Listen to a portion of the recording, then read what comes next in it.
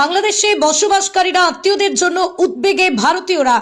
একদিকেই রাজ্যে চলছে এসআইআর, অন্যদিকে পার্শ্ববর্তী বাংলাদেশ উত্তাল। এই পরিস্থিতিতে আতঙ্ক সৃষ্টি হয়েছে ভারতে বসবাসকারী বেশ কিছু মানুষের, যাদের আত্মীয় স্বজন রয়েছে বাংলাদেশে। এই পরিস্থিতিতেই উদ্বেগের সাথে পুরাতন মালদার বাসিন্দা জয়ন্তী মণ্ডল, তার মা, বাবা, দাদা থাকে বাংলাদেশের মানিকগঞ্জে।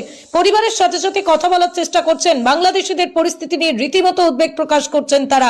পুরাতন মালদার পালপাড়ার বাসিন্দা জীবন পাল একসময় বাংলাদেশে ছিলেন, পরবর্তী সময়ে ভারতে চলে এসেছেন। তিনি এখন ভারতীয় নাগরিক, তার আত্মীয় স্বজন ওখানেই রয়েছেন। কেউ রীতিমতো উদ্বিগ্ন বর্তমান পরিস্থিতিতে। তার দাবি, ভারত সরকার যাতে অন্তত এই সময় হিন্দুদের ভিসা দেয়।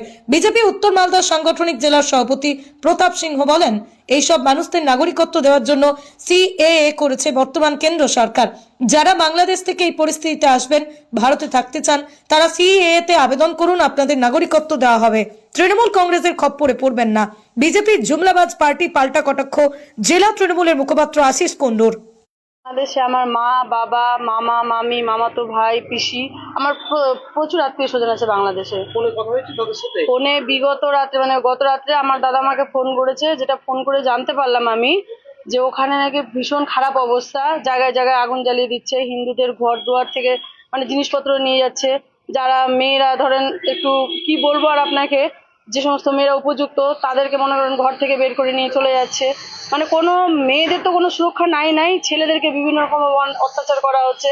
টাকা পয়সা না দিলে বলছে বাড়ি থেকে বের করে দেবো, ভাঙচুর করে দিচ্ছে। এত খারাপ অবস্থা। আমি মা বাবাকে বললাম, ওনারা ভয় পাচ্ছে, যে ওনারা বলছে যে আমরা কোথায় যাব, আমরা কোথায় যাব, আমাদের ভিসা দিচ্ছে না, আমরা ভারতে গেলে আমাদের কাগজপত্র হবে কিনা। তো আমি ওনাদেরকে আশ্বাস দিয়েছি যে তোমরা নিশ্চিন্তে থাকো, আমাদের সরকার ব্যবস্থা করছে, আর তোমরা এদিকে চলে আসো। ওনারা বলছে ওখানে থাকলে আমরা এমনিই মরে যাব, এমনি আমাদেরকে মেরে ফেলে দিবে। আর আমার এটা অনুরোধ ভারত সরকারের কাছে, যে ওখানে যে সমস্ত হিন্দুরা আছে অন্তত পক্ষে তাদেরকে এখন এদেশে এনে নাগরিকত্বটা দেওয়া হবে।